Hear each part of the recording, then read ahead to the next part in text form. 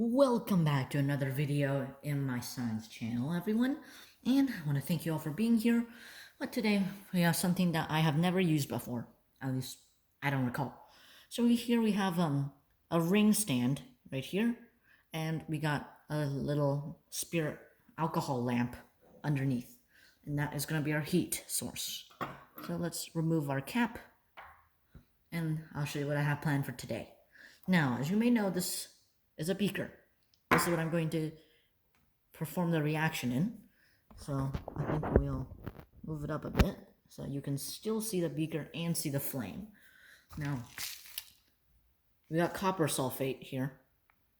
This thing is a toxic blue salt that you see me grow crystals with. And today I'll be doing another experiment regarding copper sulfate. So we will take this and then pour the slightest bit in here. You can see it. Just a little bit. I don't want too much.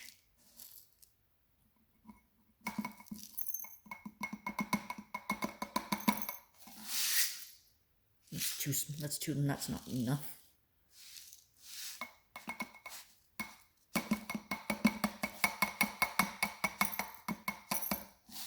And that's ought to be enough. How does that look? I'm gonna reseal that, and then I have a lighter torch, and we'll light the lamp. So there we go. There we go. Now that the heat is able to go onto the foil, we'll put this thing. Ooh, that's hot. Okay, so all right. So I think we should adjust the light a little bit. There we go. I'm pretty sure you can see that blue stuff at the bottom. And what we're expecting is that the blue copper sulfate crystals turn white. Now let me move the camera so you can get a better view. There. Now you can get a better view. So as you can see, nothing is happening right now. It's not turning white. That's because there's not enough heat right now. So as you can see, we have to wait. So I'll be back when this thing starts to turn white. So I'll see you then. Alright everyone, I'm back. It's only been like 10 seconds later, and we're already getting some white stuff. As you can see, it looks like a little bit like snow on the crystals. So they're turning white. And this substance is called copper anhydrate. And this thing is very sensitive to water, because if you add water to it, it will turn blue again. So we will do that later in this video. And yep, okay, just checking on the flame. And yep, I'm just gonna wait until it turns completely white. I'm going to shake because there's one crystal here that isn't being touched by the flame. There we go. Hope that works. So okay, allow me just to wait a little bit more. So while I wait, I'll pause the video and I'll grab a syringe with some water.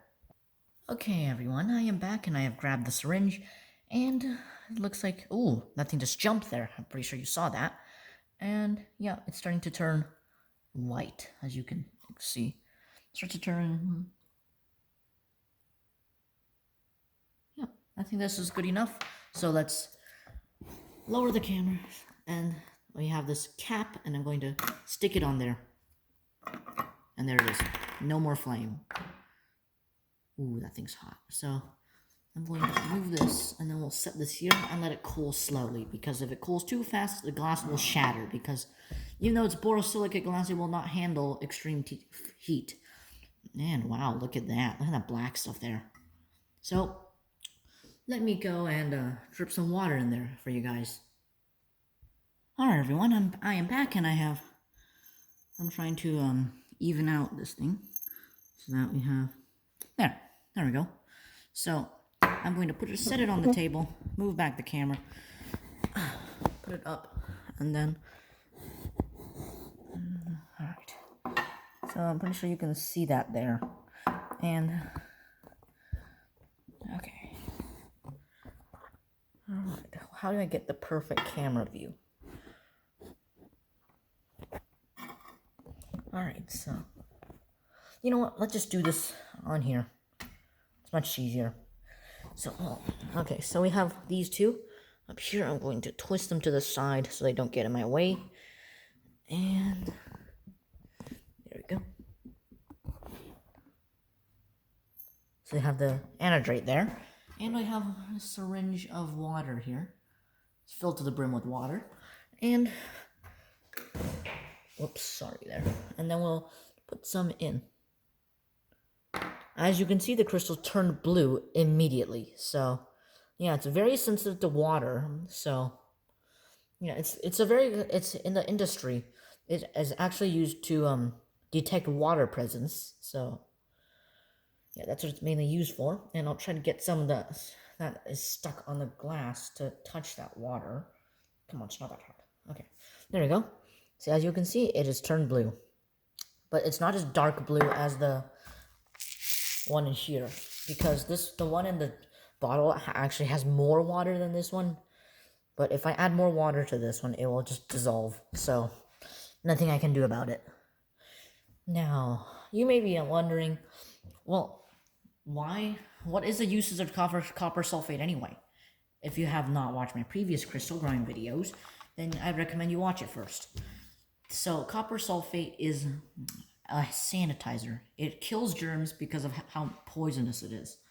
So, well, that is why it is used in swimming pools to kill algae. That's why you never see algae in swimming pools. It is utterly disgusting, and copper sulfate helps to keep it clean. Copper sulfate is also able to clean copper and perform electrolysis. So that is why copper sulfate is very useful. And it is a primary salt of copper, which I'm sure you've heard me say countless times. So I want to thank you all for joining me today.